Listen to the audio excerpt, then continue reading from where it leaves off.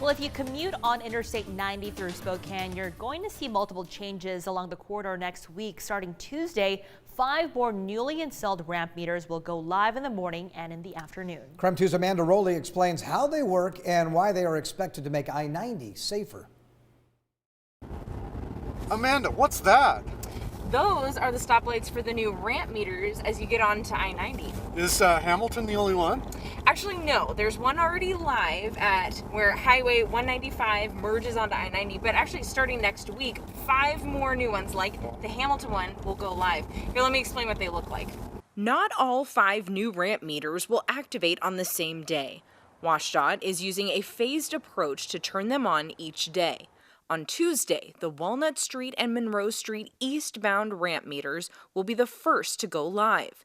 Then, in the following days, ramp meters at Brown and Division eastbound, Hamilton eastbound, and westbound for Brown and Division will go live. Each ramp meter will release vehicles onto the interstate in either 1 or 2 lanes. For example, the Walnut eastbound on-ramp is 2 lanes. As each vehicle approaches the stoplight on the ramp, they must stop on the line until the light turns green. Then, 1 car from each lane can accelerate, merging onto eastbound I-90 at the same time. The same goes for the Division eastbound ramp meter. But at the westbound Division on-ramp, drivers will form a single lane.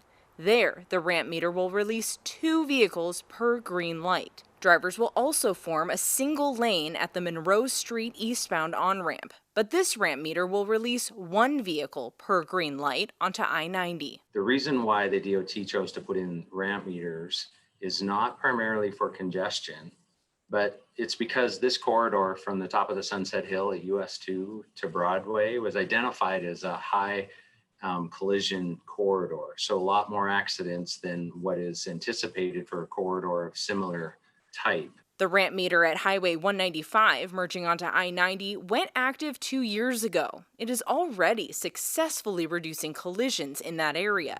WashDOT compared collision data from 18 months before it went live and 18 months after. And what we saw is a 69% reduction in collisions with folks getting on to eastbound I-90. But what is more telling is that in that time frame, we went from 7 serious injury collisions 18 months before to 0 after. And that's really the telling part. He adds, we can expect more ramp meters installed in Spokane over the next 2 years. For more on what you need to know about the ramp meters activating next week, text the word WSDOT to the number 509-448-2000. Amanda Rowley, KREM 2 News.